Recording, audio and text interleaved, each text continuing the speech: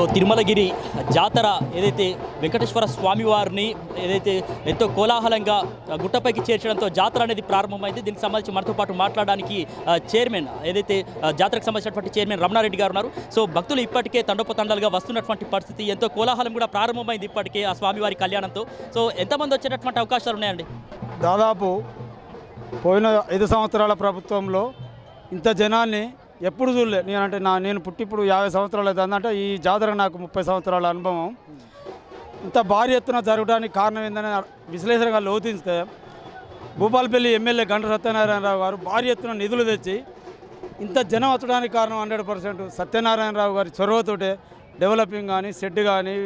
ఎటువంటి అభివృద్ధి జరిగింది ఇక్కడ డెవలప్మెంట్ పరంగా 1.5 కోటి రైలింగు, ఒకటే ట్రాక్ ఉండే, ఆ ట్రాక్ మీదకి వెళ్ళి రాకడ పోకడ ఇబ్బంది ఉండేది.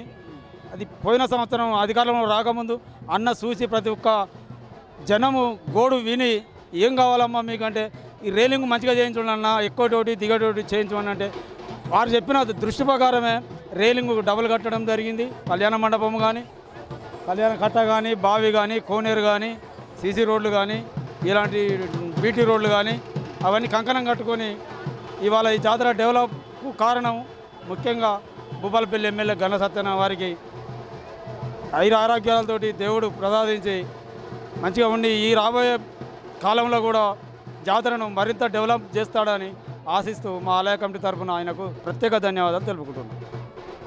సో ముఖ్యంగా ఇక్కడ అంటే గతంలో కంటే భిన్నంగా ఇక్కడ ఎమ్మెల్యే గంట సత్యనారాయణరావు చొరవతో ఇక్కడ అనేకమైనటువంటి అభివృద్ధి పనులు ఏదైతే రేలికు కావచ్చు, లేకపోతే ఏదైతే మెట్లకు సంబంధించినటువంటి వెడల్పు కావచ్చు, కోనేరు దగ్గర కావచ్చు, అనేకమైనటువంటి అభివృద్ధి పనులతో ఈరోజు జాతర ఎంతో వైభవపేతంగా గతంలో కంటే మరి మెరుగ్గా జరుగుతుందని చెప్పేసి ఇక్కడ చైర్మన్ అయితే చెప్తా ఉన్నారు. సో మొత్తానికైతే భక్తులు కూడా తండోపతండాలుగా తరలి వస్తున్నటువంటి క్రమంలో వారికి సంబంధించి అన్ని ఏర్పాట్లు చేసినట్లు కూడా వారు చెప్తున్నటువంటి పరిస్థితి.